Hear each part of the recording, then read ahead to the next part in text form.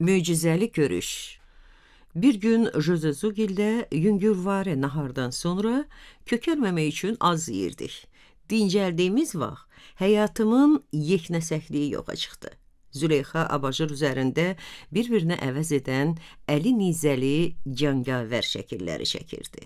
Jose isə atamdan öyrəndiyi pasiyans oyununa qurşanmışdı. Mən də ki, onların hər ikisinə tamaşa edirdim. Elə bu vaxt qəfildən, bəli, sözün əsl mənasında qəfildən, bayırdan eşidilən tələsik ayaq səsləri diqqətimizi cəlb etdi. Sonra isə heç vaxt kilidlənməyən qapımız döyülmədən açıldı və nəhayət min səsin içindən seçə biləcəyimiz tanış bir səs eşitdim. Evdəsiniz? Mən Gülnar deyə qışqırıb ona tərəf cumdum. O da mənim üstümə qaçdı. Bu sənsən? Mən başqa bir söz tapa bilmirdim. Gülnar da elə mənim kimi danışırdı. Bəli, bu mənəm, bu mənəm. Biz bir-birimizə sarmaşıb öpüşür, gülür, ağlayır, həyəcandan qışqırırdıq. Sonra Gülnar məndən ayrıldı, Züleyxanın üstünə qaçdı və eyni görüş mərasimi təkrar olundu. Xülasə, dayı qızlarla öpüşüb görüşəndən sonra Gülnar Jose'yə tərəf baxdı.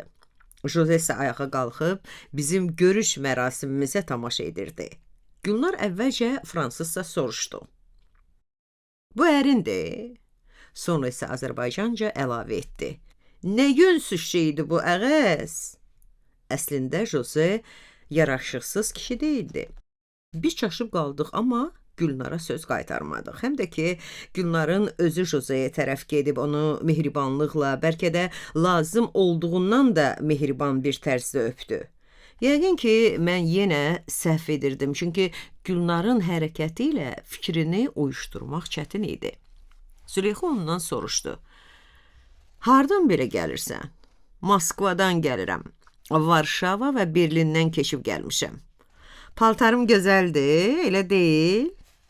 O əynindəki boz pencəyi nümayiş etdirdi. Paltarı elə gözəl tikilmişdi ki, mən Parisin ən gözəl geyim dəblərinə öyrəşmiş olsam da, onun geyimində heç bir nöqsan tapa bilmədim. Təzə ərə getməmsən ki, deyə soruşdum. Hə, bir ərim var. Bu barədə sonra danışaram.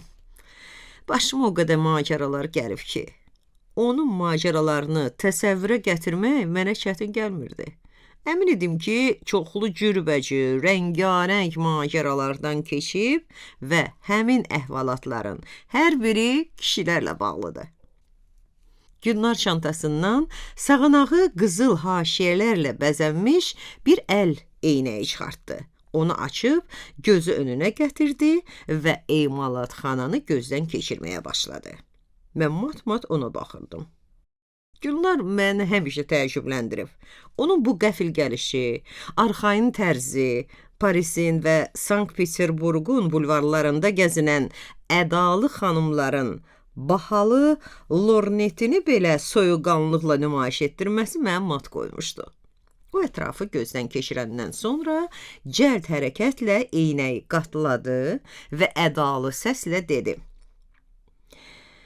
Tövlədə yaşamaq üçün Parisə gəlməyimə dəyməzdi. Burası tövlədir. O fransızca tələsik, həm də pis danışırdı. Amma elə bil bu da onun özünə məxsus bir cəhəti idi.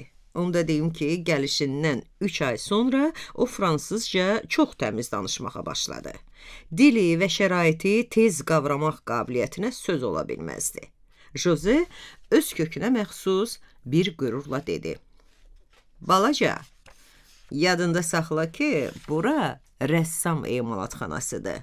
Greco və Mikel Anj, Vermeer və Rubens belə emalatxanalarda gözəl əsərlər yaradıblar. Gülnar sıxılmadan çiyinlərini çəkdi. Mən onları tanımıram. Yaxşı, nə sizin emalatxananızla, nə də sizin o rəssamlarla işim yoxdur. Amma siz özünüz əlasız. Həyatımda rast gəldiyim ilk rəssam sizsiz. Züleyxa bir qədər incik səslə. Yaxşı, baş beynimizi aparmaqdansa, de görüm mənim ünvanımı necə tapmısan? Bunu uşaq da bacarardı. Birilinə gələn kimi bizim prezidentin, o bizim müstəqil Azad Azərbaycan Respublikasının keçmiş prezidentini nəzərdə tuturdu. Telefonunu öyrəndim, gələndə ona zəng elədim. Və salam, yamanca hiyləgərsən, dedim. Onun çevikliyi, tez qavramaq və yol tapmaq qabiliyyəti məni həmişə heyran edirdi. Züleyxa savadlı olsa da, şuuru Gülnarınkindən zəif idi. Sən özün bilirsən ki, mən ağıllıyam, deyə Gülnar cavab verdi. Görürəm, təvazökarlıqla aranız yoxdur, deyə Jose donquldandı. Mən öz bibi uşaqlarıma valeh olur, onlar kimi təpərli olmasam da, pis əməllərinə ortaq olmağa çalışırdım. 3 balaca müəllimin arasında Gülnarı hamıdan çox sevirdim. O məndən yaşca 2 il böyük olsa da, bilikcə 10 il böyük idi. O hər şeyi bilir, hər şeyi görür, hər şeyi duyur və bütün bunları mənə izah edirdi. Həmişə yalan deməyə, uydurmağa, qurğu qurmağa hazır idi. Uşaqlıq illərindən duyulan temperamenti yaşı artdıqca alovlanırdı. 15 yaşında ərə getməsi onu mənim kimi məyus etməmiş, əksinə ürəyindən olmuşdu. O yaraşıqsız, lakin mülayim, utancaq bir oğlana ərə getmiş, istədiyi vaxt ona xəyanət etmiş, gah onu qoyub qaçmış, sonra yenidən qayıtmış, nəhayət bir dəfəlik ayrılmışdı.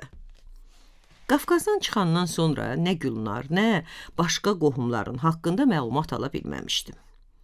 Amma onun rəssam gözləri məftunluqla baxırdı. Ona görə yox ki, Gülnar çox gözəl idi. Ona görə ki, bu qızda qəribə bir cazibə vardı. Onun qeyri-adi gözəlliyi də, hərəkətləri və danışığı da adamı istər-istəməz cəlb edirdi. Onun ən üstün cəhəti məlahəti idi. Və bu cəhətdən həm yaxşılıq, həm də yamanlıq aləti kimi istifadə edə bilərdi. Mənim fikrimcə, o indiyə qədər öz məlahətindən ancaq öz xeyri üçün istifadə etmişdi. Gülnar və onun qardaşları ilə mənim münasibətlərimi ayırt edə bilmək üçün geriyə uşaqlıq dövrümüzə qayıtmalıyam. Onlar mənim müəllimlərim, mən isə şagird idim. Uşaq vaxtı nə öyrənmək mümkün idisə, onları bibi oğlanlarımdan öyrənmişdim. Bəzən nəzəri bilik alırdım, bəzən isə təcrübə qazanırdım. Uşaqları paklıq çərçivəsində saxlamaq üçün onlara söylənən tərbiyəvi nağılların təsirini bizim uşaqlar bircə hərəkət, bircə kəlmə söz ilə alt-üst etməyə qadir idilər. Alman dayəmdən qazandığım səmimiyyəti onların ikiyüzlüyü alt-üst eləyirdi. Dayəm onlardan ehtiyat edir, amma heç ağlına da gətirmirdi ki, onların verdiyi dərsləri də yaxşı qavrayıram. İndi də Tanrıya şükür edirəm ki, zavallı dayəm çox şeydən xəbərsiz olurdu. Orada qalmış adamlarla əlaqələr tamam kəsilmişdi. Bir tərəfdən maddi çətinliklərə görə, digər tərəfdən poçtun pis işinə görə. Başqa bir səbəb də onda idi ki, Qafqazda yaranmış yeni quruluşda adamlar xaricə məktub yazmaqla özlərini təhlükə altına sala bilərdilər. Və bu vəziyyət hələ indi də mövcuddur. Qohum əqrabadan xəbər tuta bilmədiyimə görə bir insan kimi kədərlənsən də, digər tərəfdən ancaq qəmli xatirələrlə bağlı bir aləmlə əlaqələrimin üzüldüyünə sevinirdim. Yadımdadır. Fransada yaşadığım ilk illərdə gecələr qorxulu yuxularımın bircə mövzusu olurdu. Özümü Bakıda qaranlıq bir quyunun dibində görür və duyurdum ki, sinəm üstündə gücüm çatmayan iri bir qəbir daşı qoyulub. Hər dəfə çapalayır, özümü xilas etməyə çalışır və nəhayət hövlak yuxudan oyanır, yavaş-yavaş quyu dibində deyil, Parisdə, öz çarpayımda, mülayim Fransa iqlimində olduğumu anlamağa başlayırdım. Qəfildən Züleyxa soruşdu. Yaxşı, harda qalırsan? Əlbəttə ki, Grand Oteldə. Bu əlbəttə ki, ifadəsi müharibədən əvvəlki dövrün ənənəsinə uyğun idi. Çünki həmin dövrdə Qafqazdan gələnlər ancaq bu mehmanxanaya düşürdülər. Hələ 1913-cü ildə Əminə böyük bacımla birlikdə bu mehmanxanada qalırdı. Yəqin Gülnarın bu mehmanxananı seçməsi də keçmiş xatirələrlə bağlı olub. Amma Gülnar mehmanxanadan çıxıb Jozezugilə yaxın yerdə mənzil kirayə etmək istəyirdi. Özü də az bir vaxtı ev tapıb qohumların yaxınlığına köçmək arzusunda idi. Bəli, o belə istəyir, belə arzulayır, belə xoşlayır. Həmişəki kimi bu dəfə də Gülnarın bəxti gətirdi. Elə emalatxanadan 2-3 ev aralıda döşənəcəkli bir mənzil tapdıq. Mənzilin sahibini evdə görüb qiymət danışdıq və ertəsi gün köçmək haqqında sövdələşdik. Mən də ertəsi gün öz kümamı tərk edib həmin mənzilə köçməli idim. Bu gecəni isə Gülnarla mehmanxanada yatmalı idim ki, tək qalmasın. O deyirdi ki, daha bir-birimizdən ayrılası deyilik. O deyir, qərarı alır, bizi çaşdırır, sevindirir, bezikdirir, öz işini görürdü. O heç vaxt həyatın axınına düşmür, axını öz həyatına uyğunlaşdırırdı. Öz zövqü, öz fantaziyaları ilə yaşayırdı. Varlı olmasına ürəyimizdə şübhə etsək də, əli açıqlığına şübhəmiz yox idi. Bizi təəccübləndirən o idi ki, belə gembol xərcə, böyük rahatlığa o harada öyrənmişdi. Axı Moskvada hələ də rəzil həyat davam edirdi. Gülnar bizi bahalı restoranlardan birində nahara dəvət etdi. Təəccübləndiyimizi görəndə bizi arxayın etdi ki, belə qonaqlıqlar vermək üçün kifayət qədər varlıdır. Axşam saat 10-da Gülnar da mən onun Grand oteldəki otağına gəldik. Pəncərədən operanın binası görünür və küçədə axışan maşınların səsi eşidilirdi.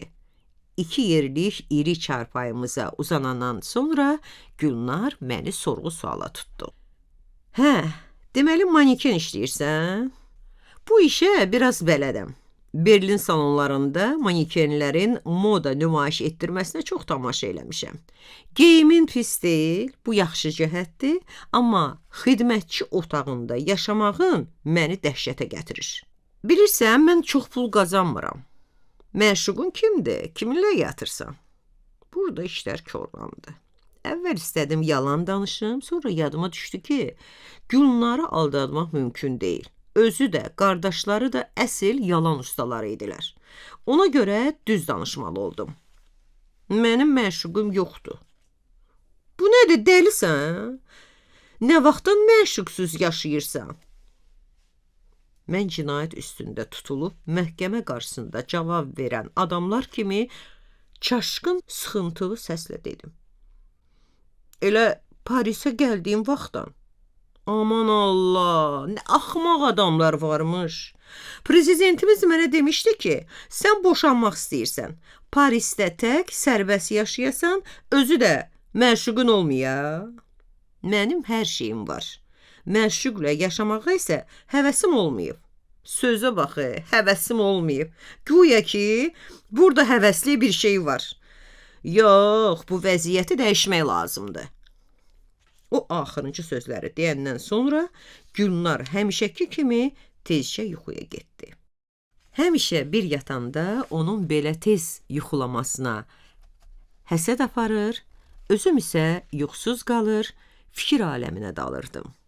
İndi isə xəyala getmişdim və gözlərim qarşısında Xəzər sahili, Gülnarın, mənim, onun qardaşları və mənim bacılarımın boya başa çatdığı doğma yerlər canlanırdı.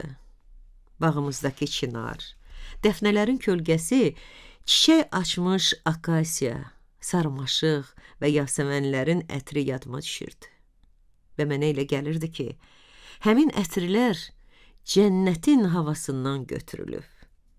İstidən qorunmaq üçün baş vurduğumuz dərin sulu hovuzlar, Xəzərin az-az çimdiyimiz ilıq suyu yadıma düşürdü. Uşaqlıq illərimin xiffətini çəkirdim, yəni. Heç inanmıram. bəlkə də çox cüzi. Mən ancaq mavi səma, dəniz, ağaclar və güllər üçün, ancaq gözəlliklər üçün darıxırdım. Mən öz keçmişimi, özümün təəccüb elədiyim bir şərtlə kənara atırdım. Bəs bu xəyallar necə yaranırdı? Pərdənin arxasından içəri düşən, işığa aldanmış bir milçək havada vızıldayıb fikrimi yayındırırdı. Bu vızıltı isti yay günlərində Gülnarla bağ evinin sərin otağında qoşa yatdığımız anları xatırlatdı mənə. Həmin anlarda milçək vızıltısını tez-tez eşidirdim. Və həmin səs yəqin ki, uzun müddət qulağımda səslənəcək. Varlığımla həyat yolumu bir-birinə calayacaq. Bu səs ömrümün bir izi kimi həmişə mənimlə olacaq. Səhər açılana yaxın yuxuya getdim. Ertəsi gün bizim 2 tərəfli köç günümüz idi. Bu işimizə bir taksi sürücüsü kömək etdi. Sürücü şax-qamətli, çox yaraşıqlı bir kişi idi. Yəqin ki, dünyaya əvvəllər gəlmiş olsaydı, 2. Yekaterinanın sevgililərindən biri olarmış. Aydındır ki, söhbət Rusdan gedir. Bu kişi əsl Rus idi. Sarışın, Slavyan sifətli və yaraşıqlı idi. Belə bir vəziyyətdə məhz Rus'a rast gəlməyimizi təsadüfi saymaq olmazdı. O vaxt Parisdəki taksi sürücülərinin çoxu keçmiş Ağ Qvardiya hərbiçiləri idi. O heç ağzını açmamış, kim olduğumuzu bilmişdi. Çünki hansı irqin nümayəndəsi olduğu sifətimizə yazılmışdı. Biz ilk andan onunla Rusça danışdıq, o da elə ilk andan Gülnara vuruldu. Gülnar da onunla yumşaq danışıb özü üçün işlətməyə başladı. O başqalarını işlətməyi xoşlayır və öz təsir imkanlarından həzz, diqqət alırdı. Sürücü əvvəl Gülnarın saysız-hesabsız çamadanlarını mehmanxanaya daşıdı. Sonra isə mənim köçümü gətirmək üçün Şam de Marsdakı gözəl binaya gəldik. Mənim yığışmağım 15 dəqiqədən çox çəkməyəcəkdi, çünki yüküm çox az idi. Gülnar taksidə gözləməyi qərar aldı, liftin pis işlədiyini ona demişdim. Binanın ağ sütunlu, gözəl girəcəyində polkovnik Nikolay Karpov özünü belə bizə rəsmən təqdim etmişdi. Sahiblər üçün ayrılmış liftə tərəf getdi. Mən xəcalətdən qızararaq onu saxlayıb dedim. Yox, bura deyil. Biz xidmətçi lifti ilə qalxmalıyıq. Mən 7-ci mərtəbədə oluram. Həmin vaxt düşdüyüm vəziyyəti yadıma salanda indi də xəcalətdən qızarır və Jane Austen'in məşhur Qürur və Tale romanının başlığını yadıma salıram. Qəribəsi budur ki, mən belə pis vəziyyətə elə mənim günümdə olan bir taksi sürücüsünün yanında düşmüşdüm. O mühacirlərin pis güzaranına məndən də yaxşı bələd idi və onların ağır vəziyyətə uyğunlaşmaq üçün nələr çəkdiyini bilirdi. İndi yaranmış vəziyyəti isə polkovnik Karpov elə həmin andaca duydu. Nə etmək olar? Bugünün varlısı sabah kasıb ola bilər. Dövlət verən də, alan da Tanrıdır. Hər şey ondan asılıdır. Siz və mən bunu görmüşük. Balaca qapını açıb həyətə çıxdıq. Və öz qəfəsində mürgü vuran köhnə liftə getdik. Qapını çəkib açdım və mənə elə gəldi ki, bu dəmir heyvancığaz gözünü çox narazılıqla açdı. Sürücü liftə girdi və mən dedim. Mən piyada qalxacağım. Əvvəla lift çox zəifdir, həm də ki, liftə minməyi xoşlamıram. Nə etmək olar ki, yəqin lift qocalıb. Biz də nə vaxtsa qocalacağıq. Körpə kimi doğulur, qoca kimi ölürük. Bu sözləri deyib düyməni bastı və dəmir heyvan şikayətli bir inilti ilə yerindən tərpəndi. Güc bəla ilə yuxarı dartınmağa başladı. Mənə elə gəlirdi ki, bu lift yuxarı qalxa bilməyəcək və tələsmədən onunla bərabər pilləkanları qalxdım. 4-cü mərtəbəyə çatanda lift bir anlıq dayandı. Neysə fikirləşibmiş kimi qısa fasilədən sonra asta-asta aşağı enməyə başladı. Karpovun deyingən səsini eşitdim. Ax bojamoy, bu ki aşağı inir. Görürsüz nə edir? Mən lap yaxşı görürdüm. Ona dedim. Qorxmayın, o ziyankar deyil. Sizi sağ-salamat aşağı çatdıracaq. Sizi xəbərdar etmişdim ki, o köhnədir. Ax bojamoy, bu nə murdar məxluqdur. Sürücü deyinə-deyinə aşağı inirdi. Və lift yerə çatandan sonra yenidən təkan verib yuxarı qalxmağa başladı. Nikolay Karpov güclü adam oxşayırdı. Yəqin ki, mənzil başına gəlib çıxacaqdı. Mən pilləkanın qurtaracağında oturub, nigarançılıqla bu get-gəlin sonunu gözləməyə başladım. Amma nigarançılığım nahaq imiş. Hərbiçi kişi lifti ram edə bildi. Qoca lift sağ-salamat 7-ci mərtəbəyə çatdı. Bir saat sonra mənim xırda paramı da döşənəcəkli rahat mənzilə gətirdik. Polkovnik əlavə cib xərcindən imtina edəndən sonra zakuska ilə araq içə-içə Gülnara dil ağız eləməyə başladı. Sonra isə eşq oduna yana-yana getdi və getməzdən əvvəl öz ünvanını da bizə verdi. Çünki Gülnar bir axşam məclisi təşkil etmək fikrinə düşmüşdü və bu yaraşıqlı polkovnikin də taksili-taksisiz orada iştirakını məqsədə uyğun saymışdı. Mənzildə tək ikimiz qalıb kürsülərə çökəndən sonra Gülnar dedi. Vəssalam, indi yeni həyata başlayırıq. Bir ay sonra Mikel Anş küçəsindəki başqa gözəl bir mənzilə köçdük. Təzə mənzilimiz çox gözəl olsa da döşənəcəksiz idi. Gülnar istəyirdi ki, döşənəcəyi əri gələndən sonra alsın.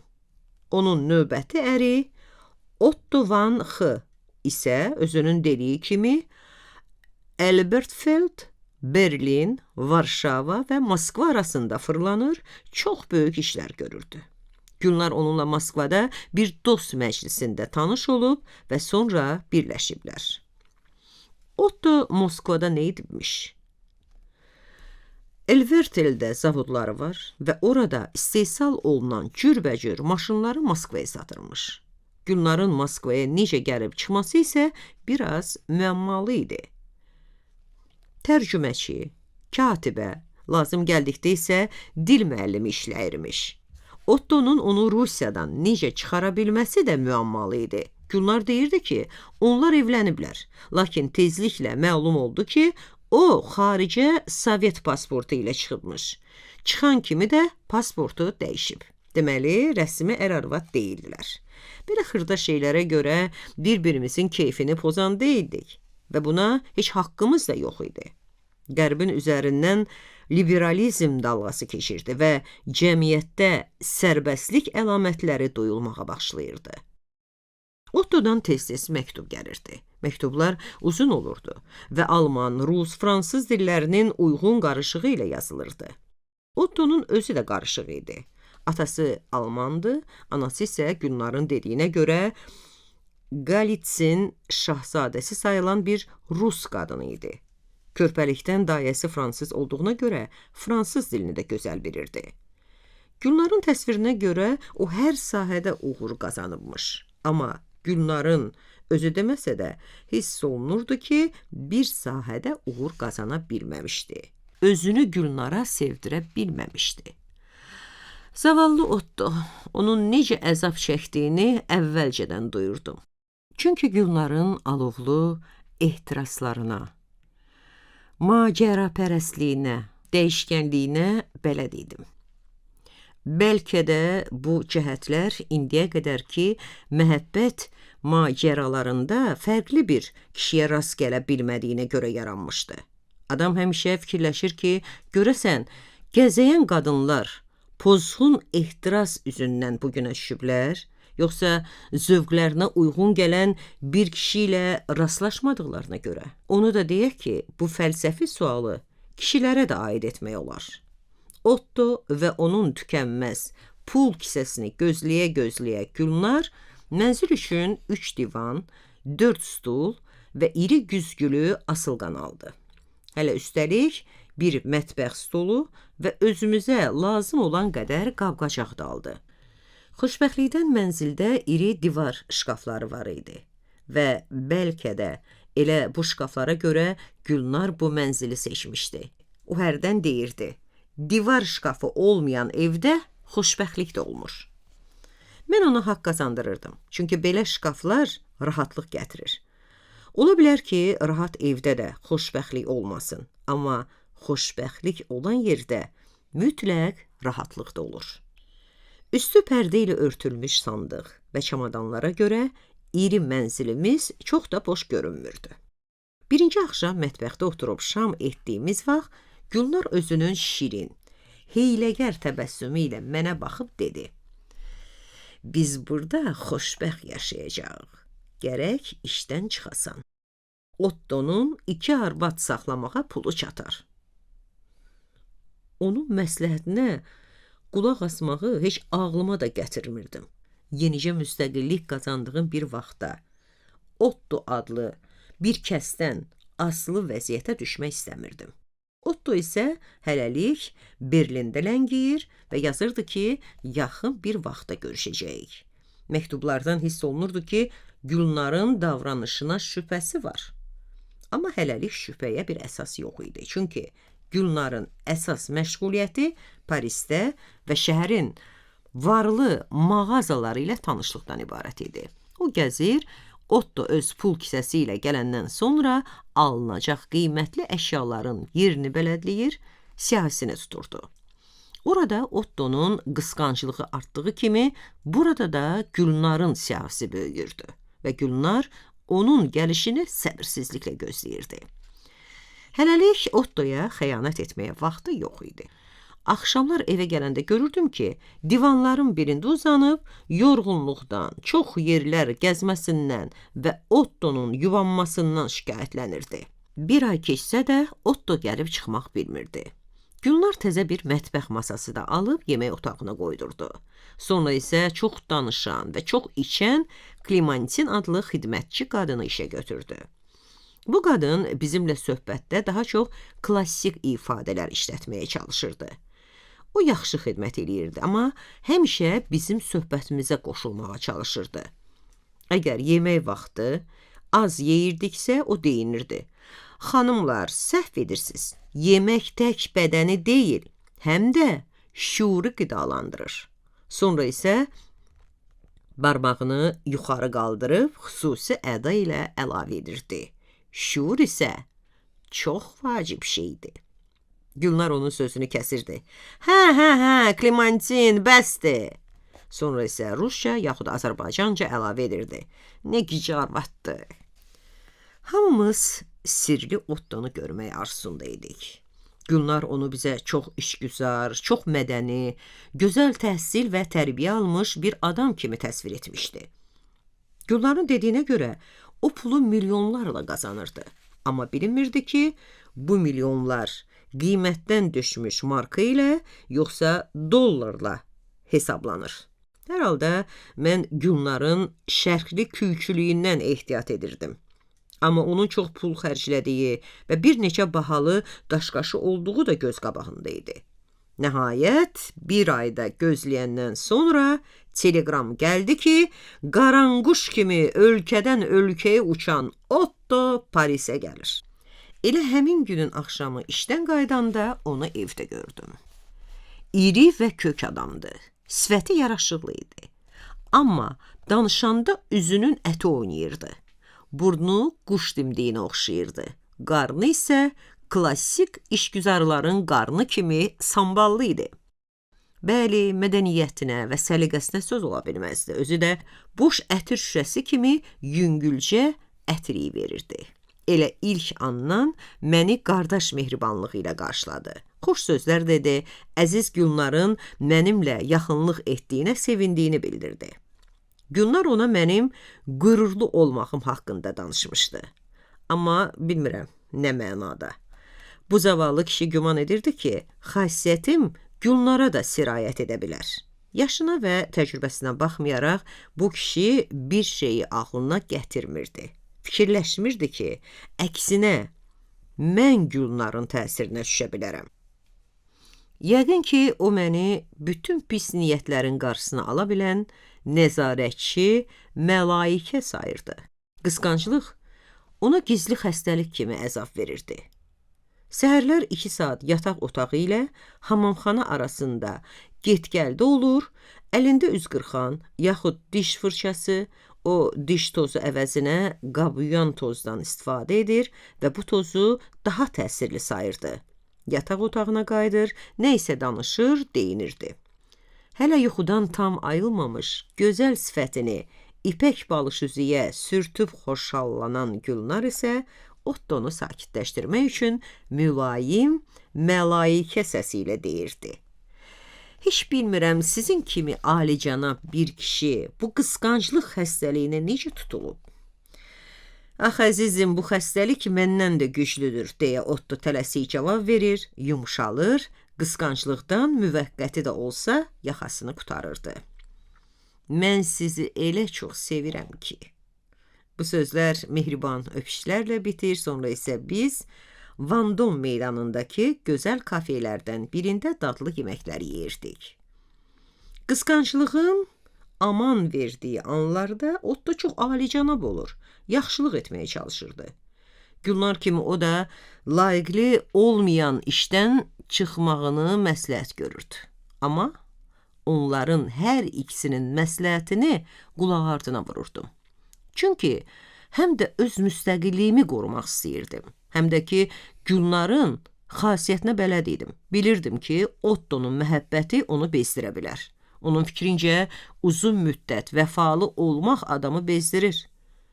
Onun bədəninə də, qəlbinə də əzab verir.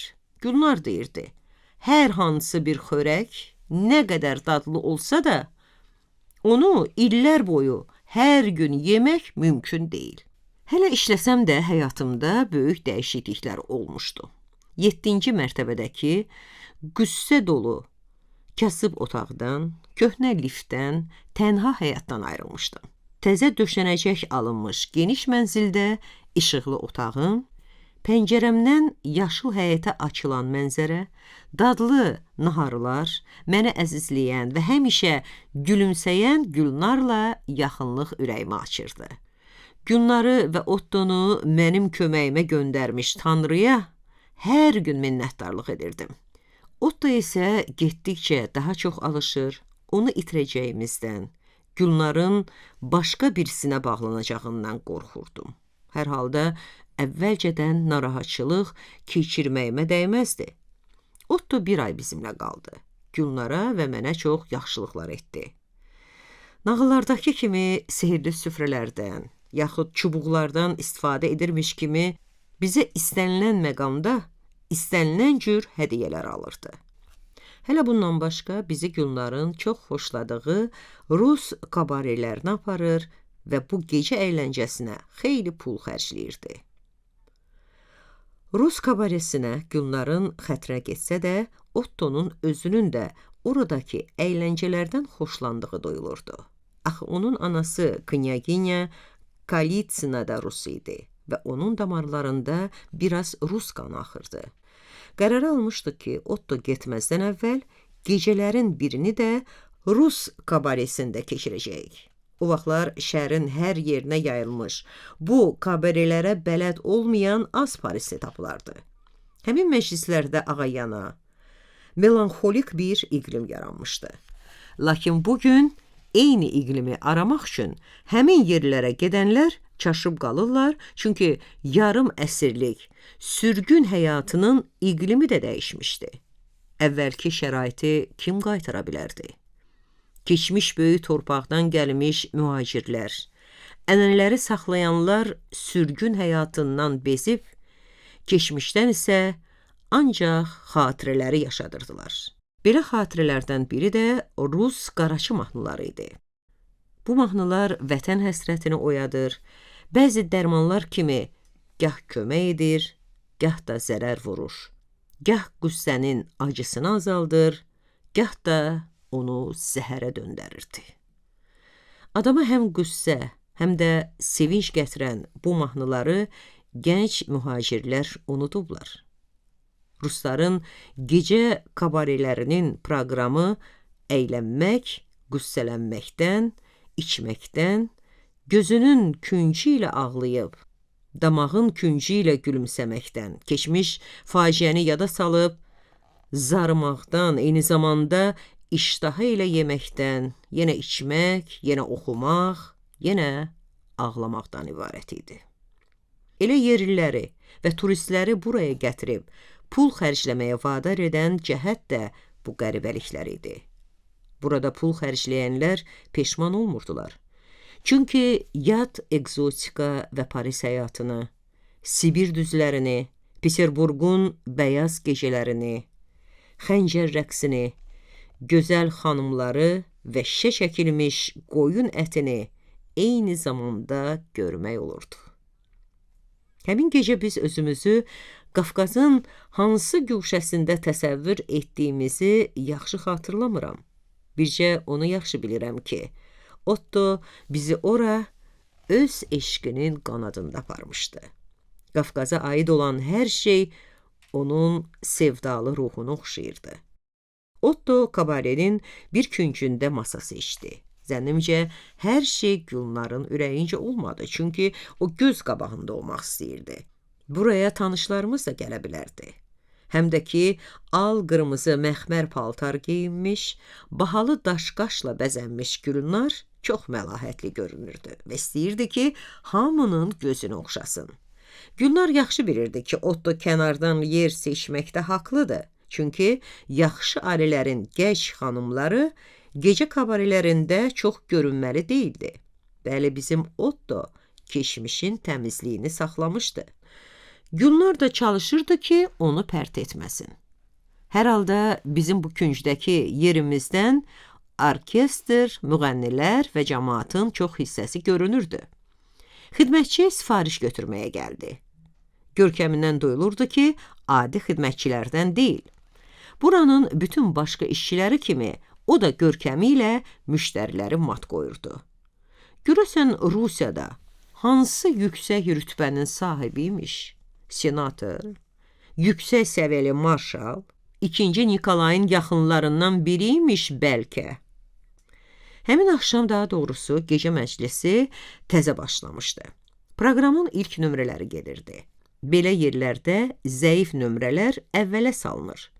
Gümbul bir qadın qurtarmaq bilməyən bir mahnı başlamışdı. Ona heç kim qulaq asmasa da, mahnının axırında bir-iki nəfər rəhimdil adam əl çaldı, elə bu fürsətdən də istifadə edib qadın təzə bir mahnı başladı. Nəhayət, mələyib qutarandan sonra orkestr caz musiqisi çaldı və ovqat təzələndi.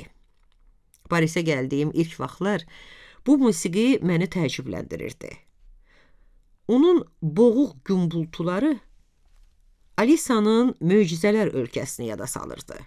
Bu musiqinin sədaları altında mən çevrilib uşaq olurdum. Bakıya qayıdırdım. Zənci tamtamını xatırladan başqa bir səda, matəmdə eşitdiyimiz gümbultuları yadıma saldı. Quşağa qədər soyunmuş bir dəstə kişi ağaca bağlanmış zəncirlə öz kürəklərini döyəcləyirdilər. Mənşəl işığında yüzlərlə adamın eyni ahənglə özlərini döyərək Şah Hüseyn, Vah Hüseyn qışqırmaları tam-tam sədalarına bənzəyirdi. Adamların kürəklərindən qan axsa da, onlar ağrı duymadan zəncirlə özlərini döyəcləyir, yaralarını dərinləşdirirdilər. Kollektiv mistikaya uyaraq, ağrı duymadan nəşəli kimi öz bədənlərinə əzab verənlər, İmam Hüseynin ölümünə yandıqlarını bildirirdilər.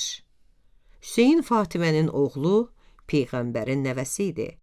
Onu ailəsi ilə birlikdə Kərbəlada xaincəsinə qətlə yetirmişdilər. Və indi həmin şəhər şiyələrin müqəddəs şəhəri hesab edilir. 8 yaşım olardı. Pis tərbiyə olunduğumu güman edən nənəm, yaşlı müsəlmanların mərasimində iştirak etmək üçün məni də özü ilə məscid aparmışdı. Qadınlar üçün ayrılmış, çərçivəli lojanın istisi mənə elə boğurdu ki, çıxıb oradan qaçmaq istəyirdim. Minbərdəki Molla Moizə yaxud Quran oxuyurdu. Mənim isə qorxudan qulaqlarım guruldayırdı. Çünki gözlərim qarşısında fanatizmlə məst olmuş adamlar düzülmüşdü. Kişilər əvvəlcə yavaş-yavaş, sonra isə tez-tez zəncirləri havaya qaldırıb, öz kürəklərinə çırpır, metal cingildiyib onların ətini didir, adamlar isə Şah Hüseyn, Vah Hüseyn qışqırırdılar. Lojadakı qadınlar isə əvvəl çarşablarını dartıb açdılar, sonra saçlarını yoldular və kişilərin coşqun ahənginə qoşulub, başlarını divara döyməyə, üz-gözlərini cırmaqlayıb qanatmağa başladılar. Bəzi fanatiklər özlərini zəncirlə döyməklə kifayətlənməyib xəncələ əl atır, özlərini yaralayırdılar. Mənə elə gəldi ki, dünya qopur ətrafımda. Bu zəncirlər, xəncərlər, caynaqlar mənə tərəf tuşlanıb. Durub qaçmaq istədim. Tutub saxladılar. Qorxudan ürəyim getdi. İndi bir Qafqaz qalmaqalından uzaqdayam və mən arxayınlıqla bu günə qayıdıram. Caz tamtamı başa çatdı. Sonra bir dəstə yaraşıqlı Slavyan oğlan oxumağa başladı. Bir dəstə Slavyan başlanğıc üçün Volqa yedəkçiləri mahnısından başqa nə oxuya bilərdi axı? Müasir qaraçılar isə 2 gitara mahnısı ilə başlamalıdırlar. Bu 2 mahnı o vaxtın Rus mühacirləri arasında Rus xörəyi boş kimi, keçmiş qraflar kimi sığınacaq vermiş ölkəyə kin bəsləmək adəti kimi dəvdə idi. Bir qaraçı müğənni ürək yanğısı ilə bağırırdı. 7 simli dostum, danış mənimlə. Qəlbim cuşa gəlir sədalarından, aylı gecələri gəl yada salaq. Bu mahnı adamı qüssələndirir, ümidsizləşdirir. 6-7 nəfər kişi müğənniyə qoşulub xorla bağırmağa başladı. Gitaraçılar coşub əlləri ilə gitaranın taxtasını döyəclədi. Coşqunluq və sürət artdı. Bu coşqunluq adamda hər şeyi vurub dağıtmaq, masanın süfrəsini dartıb qədəh və şüşələri yerə tökmək, səhnədəkilərə qoşulub bağırmaq, vəhşi kimi atılıb düşmək arzusu oyadırdı. Nəhayət, gürültü kəsildi. Biraz qayda yarandısa da isti və coşqunluq azalmadı. Vəziyyəti başa düşən müəssisə rəhbərliyi müştərilərə kağız yelpiklər payladı. İndi zal ağzına qədər dolmuşdu. Çünki Rus qüssəsinə tamaşa etmək istəyənlərin ardı arası kəsilmirdi. Həmin gecənin iştirakçıları əsl Paris əhalisi, yəni çox millətli bir kütlə idi. Burada çox varlı, çox şişman bir şərq milyonçusu, məşhur İngilis lordu, Perulu milyarderin himayəsində olan çox gözəl fransız qadını, başı pozuq Amerika və Avropa qadınları və başqaları toplaşmışdı. Çox keçməmiş, zalımız ağzına qədər adamla dolu olan xilas etmə gəmisinə bənzədi. Təzə gələnləri çox da tanınmamış başqa kabarelərə göndərməli oldular. Adam elə sıx idi ki, nə ventilyator, nə də yelpikləri soyutmur, ən bahalı şampanlar yanğını söndürmürdü.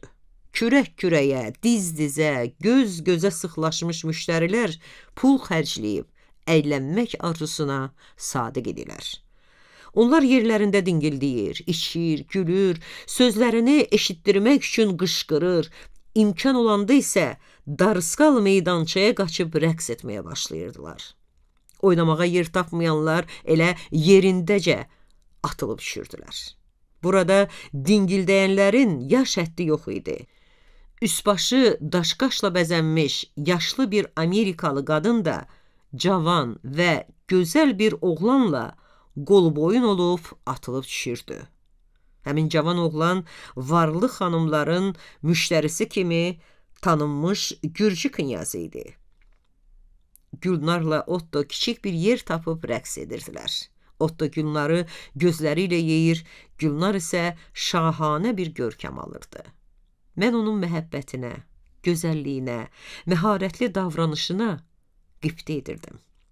onun yerində olmaq arzusuna düşürdüm. Amma bilirdim ki, lap onun yerində olsam da dəyişməyəcəyəm. Həmişə sıxılacaq, çəkinəcək və inamsız olacağam.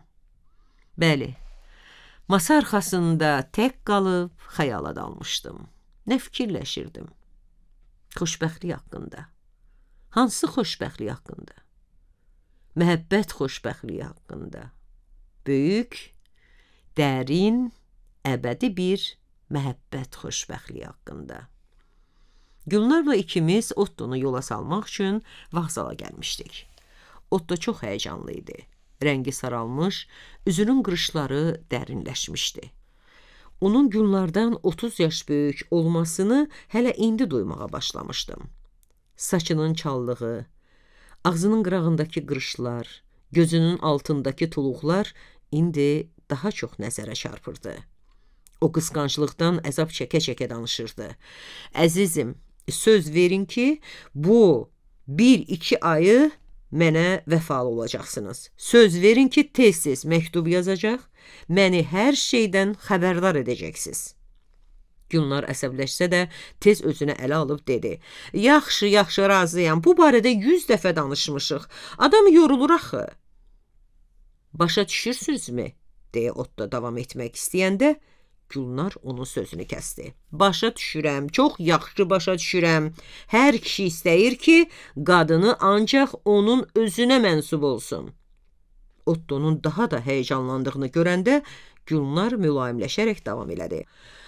Bağışlayın məni, sizin getdiyinizə görə o qədər həyəcanlanmışam ki, heç bilmirəm nə danışıram. Sizin üçün çox darıxacağam, inanın mənə. Sizin təsəvvür etdiyinizdən də qat-qat sevirəm. Zavallı Ottonun sevincdən yanaqları qızardı. Belə xoşbəxt olmaq üçün ona kiçik bir yalan lazım imiş. Sevinç gətirən, yaraya məlhəm qoyan, xeyirxah bir yalan. Mən Gülnarın bu yalanına haqq qazandırırdım.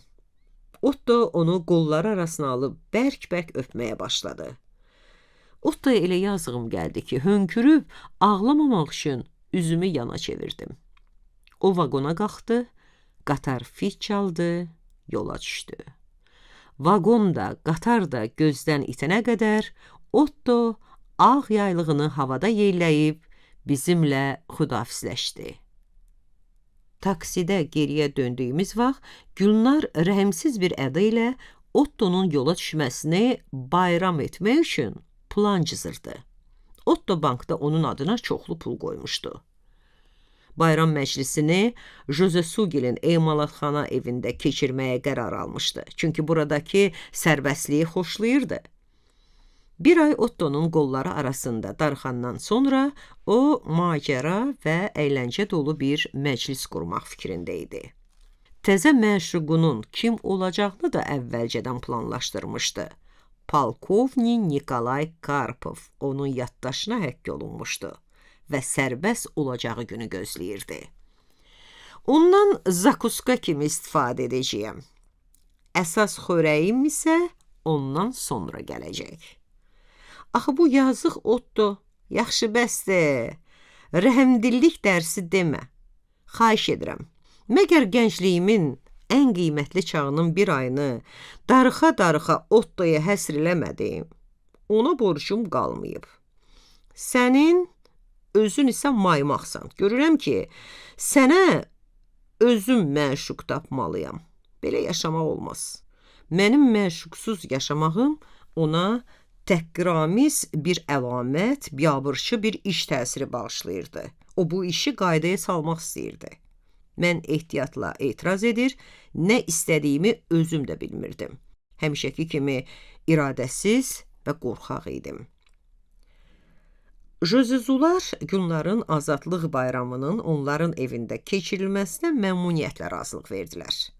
Onlar öz evlərini də, özlərini də, dostlarını da və vaxtlarını da Gülnarın ixtiyarına verdilər.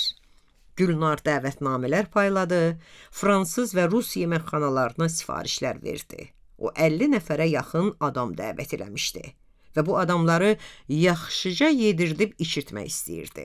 öz azadlığını bayram etmək üçün bolluca və hər cür içki sifariş etmişdi.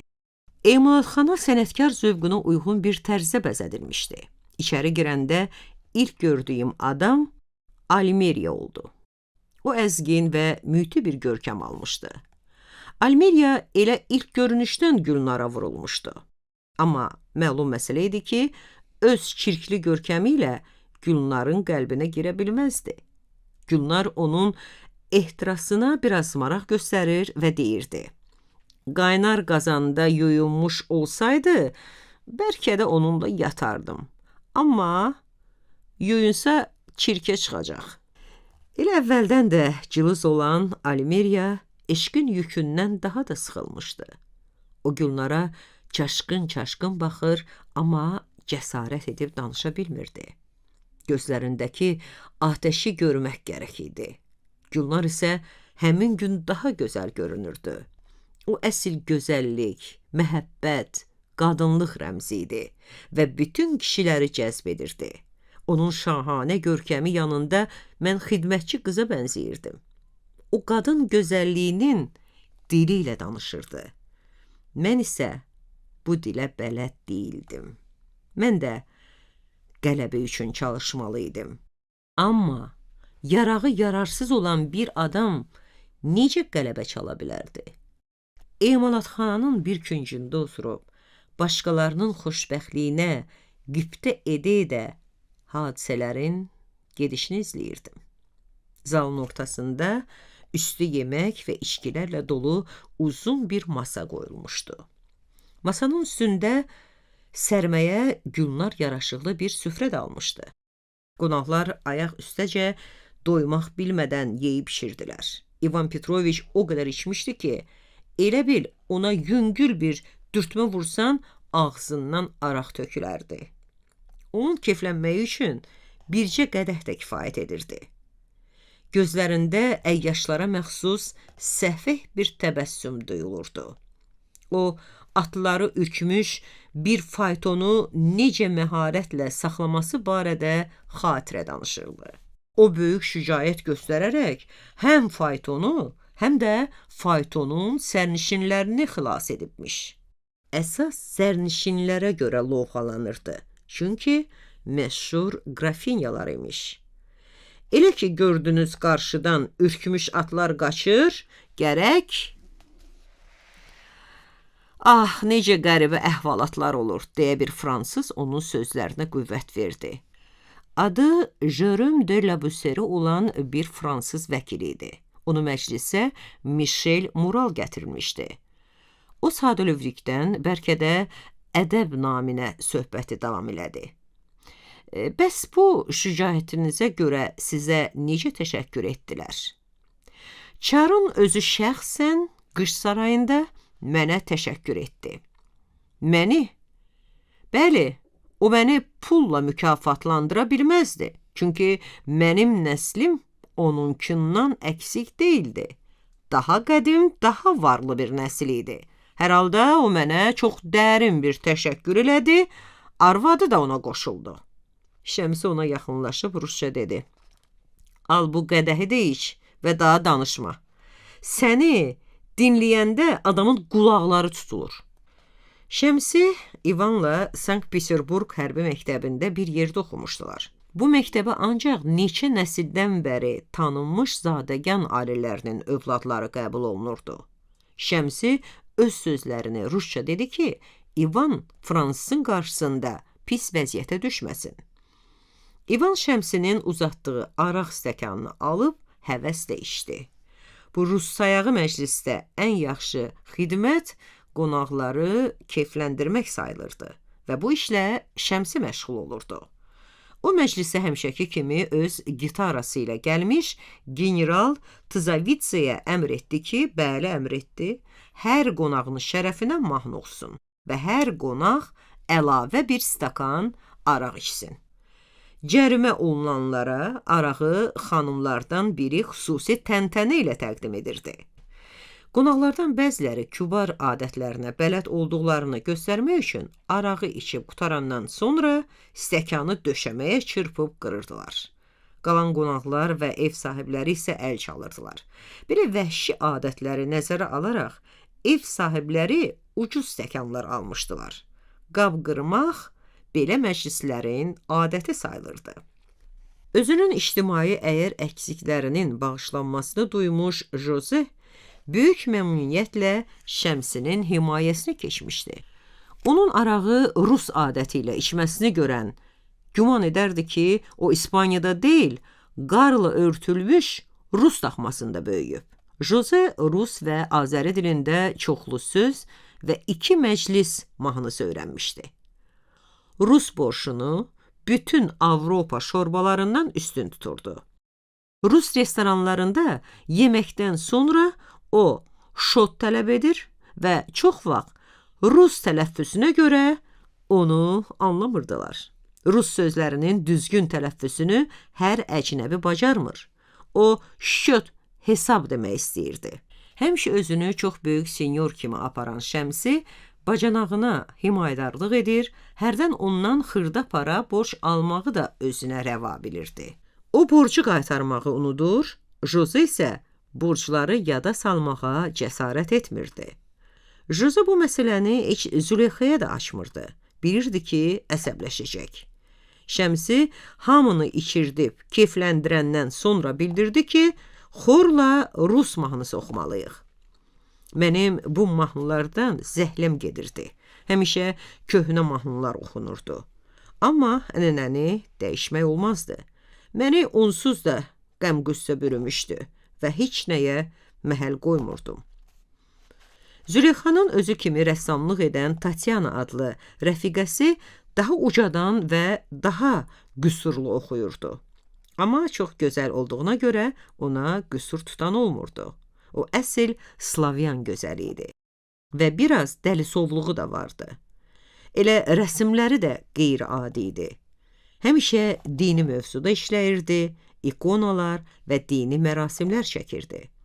Bütün həyatını dinə dərin inamı üzərində qurmuşdu. Bu dəfə öz emalatxanasında yatdığı vaxt görüb ki, oğrular qapını qırmaq istəyirlər. O polisə telefon etmək əvəzinə keşişə telefon edib. Keşiş isə yaxın polis idarəsinə xəbər verib. Bəzən çəkdiyi ikonaların əvəzinə pul almırdı. Deyirdi ki, əvəzini o dünyada verərsiniz. O, bu sözləri tam inamla deyirdi. Başqa cəhətlərinə görə isə Tatyana Almeriyaya daha yaxın idi. O da çirkli və səliqəsiz olurdu. Paltarının sökülmüş yerlərini sancaqla bərkidirdi. Sarışın, çirkli saçları buruq-buruq sallanıb, gözəl sifətini örtürdü. O vaxt qadınların çox işlətdiyi kirşanı da üzünə çox az çəkirdi. Hərdən deyirdi: "Mənim orta əsr kölgələrimə tamaşa edin." Baxanlar da bir söz demirdilər, çünki rəsmdəki kölgələrin mənasını anlamırdılar. Nikolay Karpov lap ürəkdən oxuyurdu. O güman edirdi ki, Gülnarın rəğbətini qazanmağa başlayır. Əynindəki pencək yöndəmsiz olsa da, o qamətini şax tutur və çoxlarının, hətta Şəmsinin də xoşuna gəlirdi. Başqa sahələrdə səfehliyi duyulsa da, içki məclisində yaxşı görünürdü. Söhbət üçün ikicə mövzusu var idi. İnqilabın məhv etdiyi hərbi karyerası və taksi sürücüsü kimi başına gələn əhvalatlar. Bəli, bu axşam o gözəl görünürdü. Saçı da, sifəti də, dişləri də, gözləri də parıldayırdı. Çünki xoşa gəldiyini duyurdu. Gülnarın o biri pərəstişkarı Almeriya isə sevilmədiyinə görə əzab çəkirdi. Gülnar ona məhəl qoymur, təsadüfən üz-üzə gələndə özünü görməməzliyə vururdu. Almeriya qəsdən yaxınlaşdıqda isə Gülnar ona arxasını çevirirdi. Belə qəddar münasibətdən incimiş Almeriyanın arağa pənah gətirməkdən başqa çarəsi qalmırdı. Gecə saat 12-yə yaxın Almeriya lül qəmbər idi. O gözlərini divardan asılmış Kastilyalı babadan qalma xəncərdən çəkə bilmirdi. Axırda xəncəli qınından çıxarıb Nikolay Karpova hücum çəkdi. Amma deyəsən unutmuşdu ki, qarşısındakı adam polkovnikdir. Nikolay uşaqla oynayırmış kimi gülümsəyərək xəncəli onun əlindən alıb Jozaya verdi. Və Joze də silahı qaytarıb qınına qoydu. Almeriya daha da pis vəziyyətə düşərək, əlləri ilə üzünü örtərək, qaça-qaça emalatxanadan çıxdı.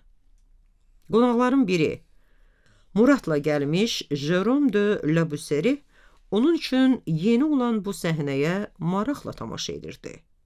Onun bir neçə kəlmə xoş sözündən sonra Gülnar xahiş etdi ki, o bizə yenə də gəlsin.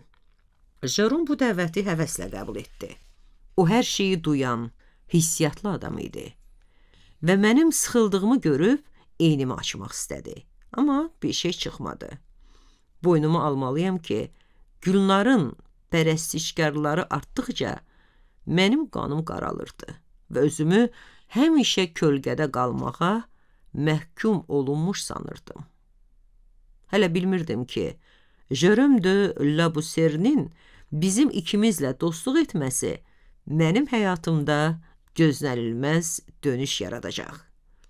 Bu şənlik gecəsi Gülnar ilə Nikolay Karpov arasında russayağı bir eşq macərası yarandı. Nikolayın heç ağlına da gəlmirdi ki, yeni məşuqəsinin ədaları atəşə dönüb onu yandıracaq. Bir halda ki, russayağı işlərdən söhbət düşdü. Gərək rus mühacirləri haqqında bircə kəlmə, yaxud bir neçə səhifə yazam. Çünki Gülnarla mən irkcə rus olmasaq da, Çar imperiyasının təbələri idik.